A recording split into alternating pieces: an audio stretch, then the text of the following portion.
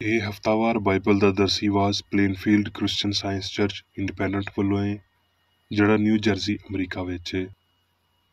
ਹੋਰ ਮਾਲੂਮਾਤ ਲਈ ਤੁਸੀਂ ਸਾਡੀ ਵੈਬਸਾਈਟ ਵੇਖੋ www.plainfieldcs.com।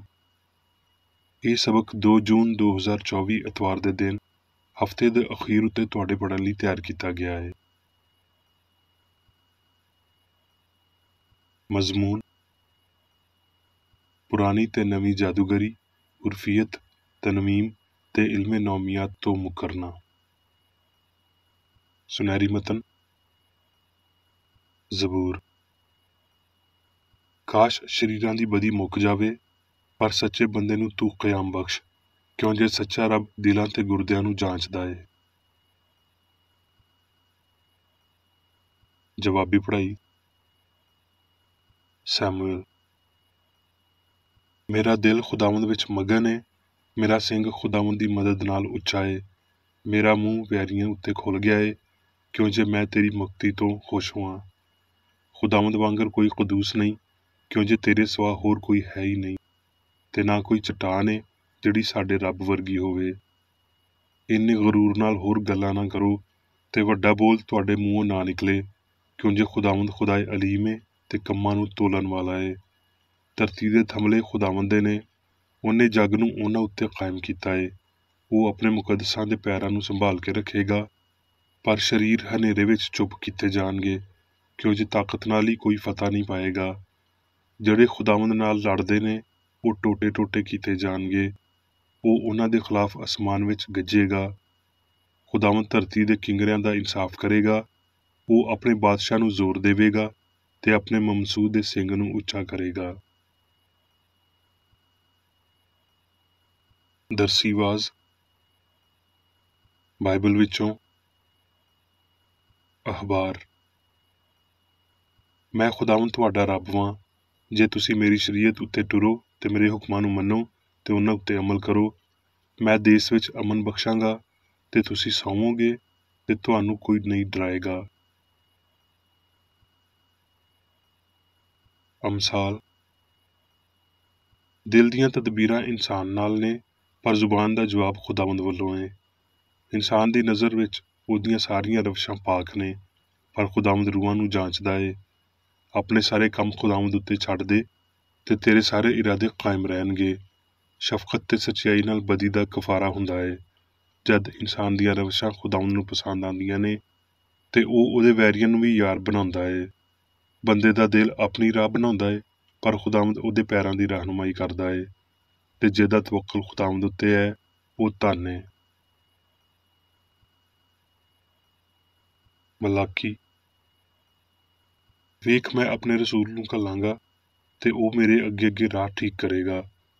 ਤੇ ਉਹ ਚਾਂਦੀ ਨੂੰ ਧੋਣ ਤੇ ਸਾਫ਼ ਕਰਨ ਵਾਲੇ ਵਾਂਗਰ ਬੈਠੇਗਾ, ਤੇ ਲਾਵੀ ਦੀ ਔਲਾਦ ਨੂੰ ਸੋਨੇ ਤੇ ਚਾਂਦੀ ਵਾਂਗਰ ਪਾਕ ਸਾਫ਼ ਕਰੇਗਾ, ਤਾਂ ਜੋ ਉਹ ਰਾਸਤਬਾਜ਼ੀ ਨਾਲ ਖੁਦਾਵੰਦ ਦੇ ਸਾਹਮਣੇ ਹਦੀਏ ਗੁਜ਼ਰਾਨਣ।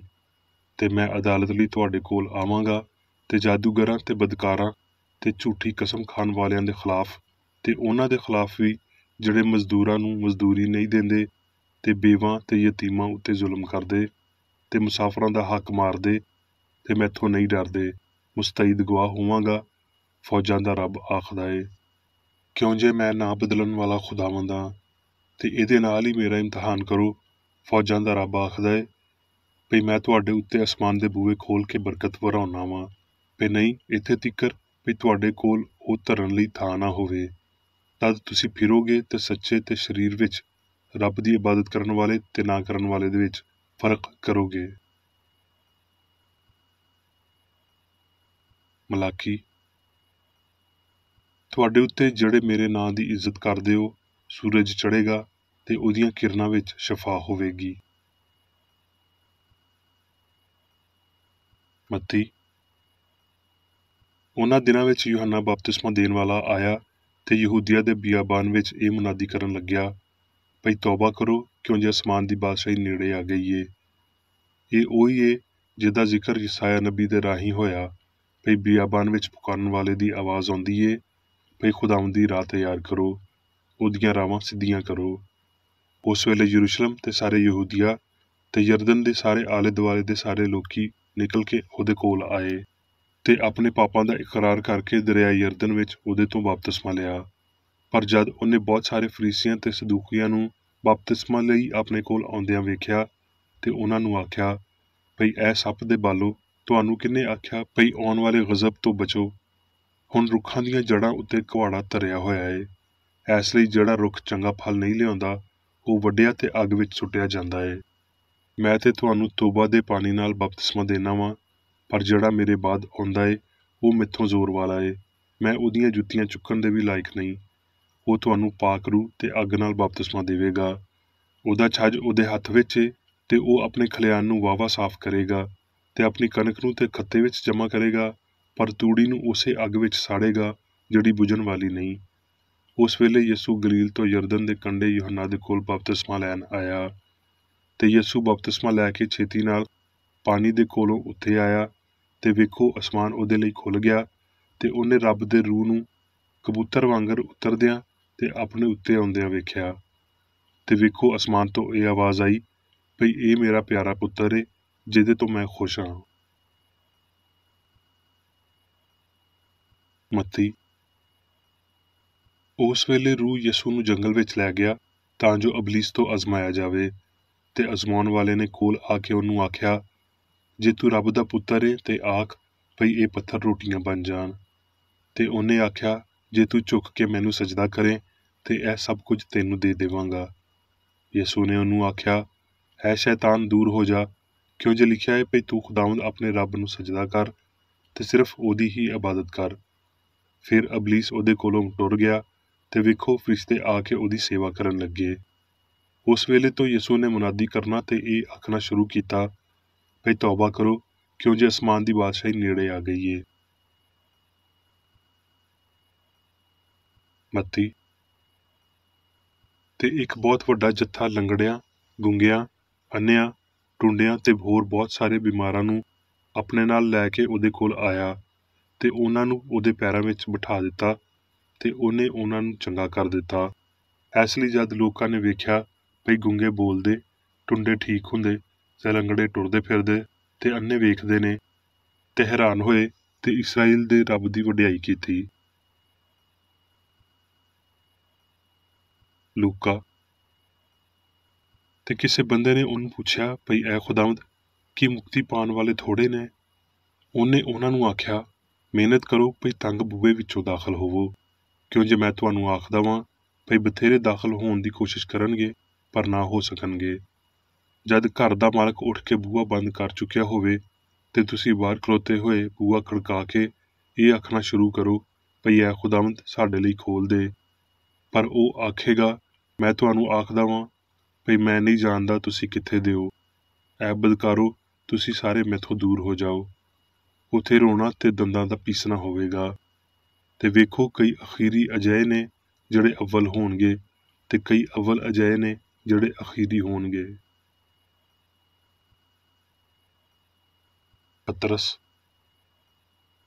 ਤੇ ਐ ਅਜ਼ੀਜ਼ੋ, ਕਿਉਂ ਜੇ ਤੁਸੀਂ ਪਹਿਲਾਂ ਤੋਂ ਜਾਣਦੇ ਹੋ, ਇਸ ਲਈ ਹੁਸ਼ਿਆਰ ਰਹੋ ਭਈ ਬੇਦੀਨਾਂ ਦੀ ਗੁੰਮਰਾਹੀ ਵੱਲ ਖਿੱਚ ਕੇ ਆਪਣੀ ਮਜ਼ਬੂਤੀ ਨੂੰ ਛੱਡ ਨਾ ਦਿਓ, ਬਲਕਿ ਆਪਣੇ ਖੁਦਾਵੰਦ ਤੇ ਮੁਨੱਜੀ ਯਿਸੂ ਮਸੀਹ ਦੇ ਫਜ਼ਲ ਤੇ ਇਰਫਾਨ ਵਿੱਚ ਵੱਧਦੇ ਜਾਓ।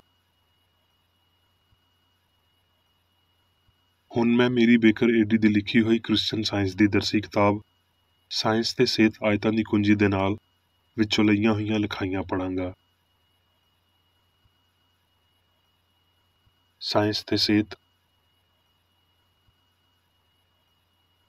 ਜਿਵੇਂ ਭਈ ਕ੍ਰਿਸਚਨ ਸਾਇੰਸ ਵਿੱਚ ਨਾਂ ਦਿੱਤਾ ਗਿਆ ਹੈ, ਜਾਨਵਰਾਂ ਦੀ ਮਕਨਾਤੀਸੀਅਤ ਜਾਂ ਨੌਮੀਆਤ ਦਾ ਇਲਮ ਗਲਤੀ ਜਾਂ ਫਾਨੀ ਸਿਆਣ ਲਈ ਖਾਸ ਲਫ਼ਜ਼ ਨੇ।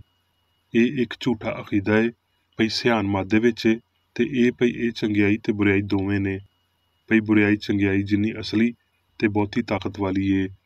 ਇਸ ਅਕੀਦੇ ਵਿੱਚ ਸੱਚਾਈ ਦੀ ਇੱਕ ਵੀ ਖਾਸੀਅਤ ਨਹੀਂ ਏ।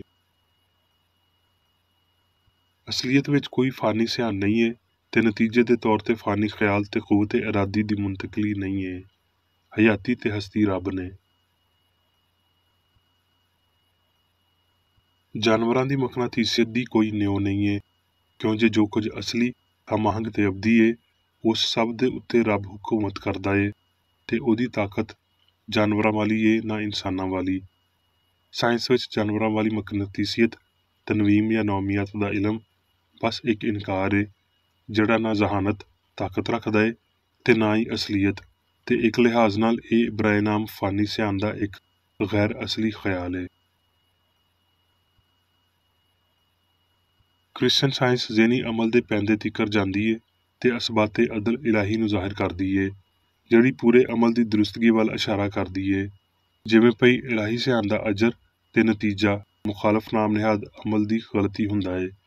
ਬੁਰਿਆਈ, ਸਹਿਰਪ੍ਰਸਤੀ, ਜਾਦੂਗਰੀ, ਤਨਵੀਮ, ਹੈਵਾਨੀ ਮਕਨਾਤੀਸੀਅਤ, ਨੌਮੀਆਤ ਦਾ ਇਲਮ। ਅਸੀਂ ਬਸ ਫੇਰ ਹੀ ਕ੍ਰਿਸਚਨ ਸਾਇੰਸਦਾਨ ਹਾਂ ਜਦ ਅਸੀਂ ਉਹਦੇ ਉੱਤੇ ਆਪਣਾ ਇਨਹਿਸਾਰ ਤਰਕ ਕਰਦੇ ਹਾਂ, ਜਿਹੜਾ ਝੂਠਾ ਤੇ ਸੱਚਾਈ ਨੂੰ ਨਿਗਲਣ ਵਾਲਾ ਹੋਵੇ। ਜਦੋਂ ਤੀਕਰ ਅਸੀਂ ਮਸੀਹ ਲਈ ਸਭ ਕੁਝ ਤਰਕ ਨਹੀਂ ਕਰਦੇ, ਉਦੋਂ ਤੀਕਰ ਅਸੀਂ ਮਸੀਹੀ ਸਾਇੰਸਦਾਨ ਨਹੀਂ ਬਣਦੇ। ਇਨਸਾਨੀ ਸਲਾਹਾਂ ਰੂਹਾਨੀ ਨਹੀਂ ਹੁੰਦੀਆਂ, ਉਹ ਕੰਨਾਂ ਦੇ ਸੁਣਨ ਤੋਂ ਆਉਂਦੀਆਂ ਨੇ, ਯਾਨੀ ਜਿਸਮ ਤੋਂ ਆਉਂਦੀਆਂ ਨੇ, ਨਾ ਪਈ ਅਸੂਲ ਤੋਂ, ਤੇ ਲਾਫਾਨੀ ਤੋਂ ਆਉਂਦੀਆਂ ਨੇ, ਨਾ ਪਈ ਫਾਨੀ ਤੋਂ। ਰੂਹ ਰੱਬ ਤੋਂ ਵੱਖਰੀ ਨਹੀਂ ਏ, ਰੂਹ ਰੱਬ ਏ। ਸਰਗਰਦਾਂ ਤਾਕਤ ਵਾਦੀ ਯਕੀਨ ਏ, ਅੰਨੀ ਤਾਕਤ ਦਾ ਦਿੱਤਾ ਹੋਇਆ ਗਲਤ ਨਾਂ। ਹਿਕਮਤ ਦੀ ਬਜਾਏ ਮਰਜ਼ੀ, ਲਾਫਾਨੀ ਦੀ ਬਜਾਏ ਫਾਨੀ ਸਿਆਣ ਦੀ ਪੈਦਾਵਾਰ ਏ। ਇਹ ਸਰੇ ਅਵਲ ਮੋਤੀਆ ਏ, ਸਾੜਨ ਵਾਲੀ ਅੱਗ ਦਾ ਸ਼ੋਲਾ ਏ, ਤੂਫਾਨ ਦਾ ਸਾਹ ਏ। ਇਹ ਗਰਜ ਚਮਕ ਤੇ ਤੂਫਾਨ ਏ। ਇਹ ਉਹ ਸਭ ਕੁਝ ਏ ਜੋ ਖੁਦਗਰਜ਼ੀ, ਬਦਕਾਰੀ, ਬੇਈਮਾਨੀ ਤੇ ਨਾਪਾਕੀ ਏ। ਇਖਲਾਕੀ ਤੇ ਰੂਹਾਨੀ ਸ਼ਾਇਦ ਰੂਹ ਨਾਲ ਤਾਲੁਕ ਰੱਖਦੇ ਨੇ, ਜਿਹੜਾ ਹਵਾ ਨੂੰ ਮੁੱਠੀ ਵਿੱਚ ਇਕੱਠਾ ਕਰ ਲੈਂਦਾ ਏ, ਤੇ ਇਹ ਤਾਲੀਮ ਸਾਇੰਸ ਤੇ ਹਮਾਂਗੀ ਦੇ ਨਾਲ ਇੱਕ ਹੁੰਦੀ ਏ। ਸਾਇੰਸ ਵਿੱਚ ਰੱਬ ਦੇ ਖਿਲਾਫ ਤੁਸੀਂ ਕੋਈ ਤਾਕਤ ਨਹੀਂ ਰੱਖ ਸਕਦੇ, ਤੇ ਜਿਸਮਾਨੀ ਅਹਿਸਾਸਾਂ ਨੂੰ ਉਹਨਾਂ ਦੀ ਝੂਠੀ ਗਵਾਹੀ ਤੋਂ ਪਿੱਛਾ ਹਟਣਾ ਪੈਂਦਾ ਏ। ਚੰਗਿਆਈ ਲਈ ਤੁਹਾਡੀ ਪਹੁੰਚ ਦਾ ਇਨਹਿਸਾਰ ਇਸ ਵਜ਼ਨ ਉੱਤੇ ਹੈ, ਜਿਹੜਾ ਤੁਸੀਂ ਠੀਕ ਸਕੇਲ ਉੱਤੇ ਪਾਉਂਦੇ ਹੋ। ਜਿਹੜੀ ਨੇਕੀ ਤੁਸੀਂ ਕਰਦੇ ਹੋ ਤੇ ਜ਼ਾਹਰੀ ਜਿਸਮ ਤੁਹਾਨੂੰ ਬਸ ਹਾਸਲ ਹੋਣ ਦੇ ਕਾਬਲ ਤਾਕਤ ਦਿੰਦਾ ਏ। ਬੁਰਿਆਈ ਕੋਈ ਤਾਕਤ ਨਹੀਂ ਏ, ਇਹ ਤਾਕਤ ਦਾ ਮਜ਼ਾਕ ਏ, ਜਿਹੜਾ ਛੇਤੀ ਨਾਲ ਹੀ ਆਪਣੀ ਕਮਜ਼ੋਰੀ ਨੂੰ ਧੋਖਾ ਦਿੰਦਾ ਏ ਤੇ ਫਿਰ ਕਦੀ ਨਾ ਉੱਠਣ ਲਈ ਹੇਠਾਂ ਡਿੱਗ ਜਾਂਦਾ ਏ। ਇਲਾਹੀ ਮਾਬਾਦੁਲ ਤਿੱਬੀਆਤ ਦੇ ਫਹਿਮ ਵਿੱਚ ਅਸੀਂ ਆਪਣੇ ਮਾਲਕ ਦੇ ਨਮੂਨੇ ਮਗਰ ਟੁਰਦਿਆਂ ਹੋਏ ਪਿਆਰ ਤੇ ਸੱਚਾਈ ਦੇ ਪੈਰਾਂ ਉੱਤੇ ਟੁਰਦੇ ਹਾਂ। ਮਸੀਹਤ ਅਸਲੀ ਸ਼ਫਾ ਦੀ ਨਿਉ ਏ। ਬੇਗਰਜ਼ ਪਿਆਰ ਦੇ ਮਾਮਲੇ ਵਿੱਚ ਇਨਸਾਨ ਦੀ ਸੋਚ ਜੋ ਕੁਝ ਵੀ ਅਪਣਾਉਂਦੀ ਏ, ਉਹ ਇਲਾਹੀ ਕੂਵਤ ਨੂੰ ਸਿੱਧਾ ਹਾਸਲ ਕਰ ਲੈਂਦੀ ਏ। ਬਦਕਾਰ ਬੰਦਾ ਆਪਣੇ ਨੇਕ ਗਵਾਂਢੀ ਉੱਤੇ ਹਾਕਮ ਨਹੀਂ ਏ। ਇਹ ਗੱਲ ਸਮਝੀ ਜਾਣੀ ਚਾਹੀਦੀ ਏ ਕਿ ਗਲਤੀ ਦੀ ਕਾਮਯਾਬੀ ਸੱਚਾਈ ਦੀ ਹਾਰ ਏ। ਕ੍ਰਿਸਚਨ ਸਾਇੰਸ ਦਾ ਅਸੂਲੀ ਕੌਲ ਕਲਾਮ ਵਿੱਚੋਂ ਏ, ਸ਼ਰੀਰ ਆਪਣੀ ਰਾਹ ਨੂੰ ਛੱਡੇ ਤੇ ਬਦਕਾਰ ਆਪਣੇ ਖਿਆਲਾਂ ਨੂੰ। ਸਾਡੀ ਤਰੱਕੀ ਦਾ ਤਾਯਨ ਕਰਨ ਲਈ ਸਾਨੂੰ ਇਹ ਸਿੱਖਣਾ ਚਾਹੀਦਾ ਏ ਵੀ ਸਾਡੀਆਂ ਹਮਦਰਦੀਆਂ ਕਿੱਥੇ ਨੇ ਤੇ ਅਸੀਂ ਰੱਬ ਦੇ ਤੌਰ ਤੇ ਕਿਹਨੂੰ ਮੰਨਦੇ ਤੇ ਉਹਦੀ ਤਾਬਿਆਦਾਰੀ ਕਰਦੇ ਹਾਂ। ਜੇ ਰੱਬ ਦੀ ਮੁਹੱਬਤ ਸਾਡੇ ਹੋਰ ਨੇੜੇ, ਹੋਰ ਪਿਆਰੀ ਤੇ ਅਸਲੀ ਹੋ ਜਾਂਦੀ ਏ ਤੇ ਮਾਦਾ ਰੂਹ ਦੇ ਹਵਾਲੇ ਹੋ ਰਿਹਾ ਏ। ਜਿਵੇਂ ਜਿਵੇਂ ਵੇਲਾ ਲੰਘਦਾ ਏ, ਇਨਸਾਨ ਨੇਕੀ ਜਾਂ ਬਦੀ ਵੱਲ ਫਿਰਦੇ ਜਾਂਦੇ ਨੇ। ਜੇ ਬੰਦੇ ਅੱਗੇ ਵਧਣ ਵਾਲੇ ਨਹੀਂ ਤੇ ਪਿਛਲੀਆਂ ਨਾਕਾਮੀਆਂ ਤਦ ਤਿੱਕਰ ਦੁਹਰਾਈਆਂ ਜਾਂਦੀਆਂ ਰਹਿਣਗੀਆਂ ਜਦ ਤਿੱਕਰ ਪਈ ਸਾਰੇ ਗਲਤ ਕੰਮ ਮੁੱਕ ਨਹੀਂ ਜਾਂਦੇ ਜਾਂ ਠੀਕ ਨਹੀਂ ਹੋ ਜਾਂਦੇ। ਜੇ ਹਲੇ ਗਲਤ ਕੰਮ ਤੋਂ ਮੁਤਮਿਨ ਹੋ ਤੇ ਸਾਨੂੰ ਇਹਦੇ ਤੋਂ ਨਫ਼ਰਤ ਕਰਨਾ ਸਿੱਖਣਾ ਚਾਹੀਦਾ ਏ। ਜੇ ਹਲੇ ਸੁਸਤੀ ਤੋਂ ਮੁਤਮਿਨ ਹੋ ਤੇ ਸਾਨੂੰ ਇਹਦੇ ਤੋਂ ਗੈਰ ਮੁਤਮਿਨ ਹੋਣਾ ਪਵੇਗਾ। ਯਾਦ ਰੱਖੋ ਭਈ ਇਨਸਾਨ ਛੇਤੀ ਜਾਂ ਦੇਰ ਬਾਅਦੋਂ, ਭਾਵੇਂ ਦੁੱਖਾਂ ਦੇ ਰਾਹੀਂ ਜਾਂ ਸਾਇੰਸ ਦੇ ਰਾਹੀਂ, ਗਲਤੀ ਉੱਤੇ ਮਾਇਲ ਹੋ ਜਾਣਗੇ ਭਈ ਇਹਨੇ ਹਾਰਨਾ ਏ। ਫਹਿਮ ਦੀਆਂ ਗਲਤੀਆਂ ਨੂੰ ਕਲਾਦਮ ਕਰਨ ਦੀ ਕੋਸ਼ਿਸ਼ ਵਿੱਚ ਕਿਸੇ ਵੀ ਬੰਦੇ ਨੂੰ ਪੂਰੇ ਤੇ ਇਨਸਾਫ ਦੇ ਤੌਰ ਤੇ ਬਹੁਤ ਅਨਮੋਲ ਕੀਮਤ ਭਰਨੀ ਪਵੇਗੀ, ਜਦ ਤੀਕਰ ਪਈ ਸਾਰੀ ਗਲਤੀ ਪੂਰੇ ਤੌਰ ਤੇ ਸੱਚਾਈ ਦੇ ਹੇਠਾਂ ਨਹੀਂ ਕਰ ਦਿੱਤੀ ਜਾਂਦੀ। ਪਾਪ ਦੀ ਮਜ਼ਦੂਰੀ ਦੇਣ ਦੇ ਇਲਾਹੀ ਤਰੀਕਾਕਾਰ ਵਿੱਚ ਕਿਸੇ ਬੰਦੇ ਦੀਆਂ ਗੁੱਥੀਆਂ ਨੂੰ ਸੁਲਝਾਉਣਾ ਤੇ ਇਸ ਤਜਰਬੇ ਨਾਲ ਇਹ ਸਿੱਖਣਾ ਸ਼ਾਮਲ ਏ ਕਿ ਫਹਿਮ ਤੇ ਜਿੰਦ ਨੂੰ ਕਿਵੇਂ ਵੱਖੋ ਵੱਖ ਕਰਨਾ ਚਾਹੀਦਾ ਏ। ਈਮਾਨ ਤੋਂ ਅਗਾਂਹ ਕਿਸੇ ਬੰਦੇ ਦਾ ਮਕਸਦ ਸੱਚਾਈ ਦੇ ਨਕਸ਼ੇ ਕਦਮ ਨੂੰ ਲੱਭਣਾ ਹੋਣਾ ਚਾਹੀਦਾ ਏ, ਜਿਹੜਾ ਸਿਹਤ ਤੇ ਪਾਕਿਜ਼ਗੀ ਦੀ ਰਾਹ ਏ। ਸਾਨੂੰ ਰੈਬ ਦੀ ਚੋਟੀ ਉਤੀਕਰ ਅਪੜਨ ਦੀ ਕੋਸ਼ਿਸ਼ ਕਰਨੀ ਚਾਹੀਦੀ ਏ, ਜਿੱਥੇ ਰੱਬ ਜ਼ਾਹਿਰ ਹੋਇਆ, ਤੇ ਰੂਹਾਨੀ ਇਮਾਰਤ ਦੀ ਨੁੱਕਰ ਦੇ ਸਿਰੇ ਦਾ ਪੱਥਰ ਪਾਕਿਜ਼ਗੀ ਏ। ਰੂਹ ਦਾ ਬਪਤਿਸਮਾ ਬਦਨ ਦੀ ਸਾਰੀ ਨਾਪਾਕੀ ਨੂੰ ਧੋਣਾ ਇਸ ਗੱਲ ਦਾ ਇਸ਼ਾਰਾ ਦਿੰਦਾ ਏ ਵੀ ਪਾਕ ਦਿਲ ਰੱਬ ਨੂੰ ਵੇਖਦੇ ਨੇ ਤੇ ਉਹ ਰੂਹਾਨੀ ਹਯਾਤੀ ਤੇ ਇਜ਼ਹਾਰ ਤਿਕਰ ਅਪੜਦੇ ਨੇ। ਊਂਠ ਦਾ ਸੂਈ ਦੇ ਨੱਕੇ ਵਿੱਚੋਂ ਨਿਕਲ ਜਾਣਾ ਸੌਖਾ ਏ, ਇਹਦੇ ਤੋਂ ਭਈ ਪਾਪੀ ਅਕੀਦੇ ਅਸਮਾਨ ਦੀ ਬਾਦਸ਼ਾਹੀ ਅਬਦੀ ਹਮਾਂਗੀ ਵਿੱਚ ਵੜਨ। ਮਾਫੀ ਰੂਹਾਨੀ ਬਪਤਿਸਮਾ ਤੇ ਨਵੀਂ ਪੈਦਾਇਸ਼ ਦੇ ਰਾਹੀਂ ਇਨਸਾਨ ਆਪਣੇ ਲਾਫਾਨੀ ਅਕੀਦਿਆਂ ਤੇ ਝੂਠੀ ਇਨਫਰਾਦੀਅਤ ਨੂੰ ਲਾ ਕੇ ਸੁੱਟ ਦਿੰਦੇ ਨੇ। ਇਹ ਬਸ ਵੇਲੇ ਦੀ ਗੱਲ ਏ ਭਈ ਨਿੱਕੇ ਤੋਂ ਲੈ ਕੇ ਵੱਡੇ ਤਿਕਰ ਸਾਰੇ ਮੈਨੂੰ ਯਾਨੀ ਰੱਬ ਨੂੰ ਜਾਣਨਗੇ। ਇਨਸਾਨੀ ਖੁਦੀ ਨੂੰ ਅੰਜੀਲੀ ਤਬਲੀਗ ਮਿਲਣੀ ਚਾਹੀਦੀ ਏ।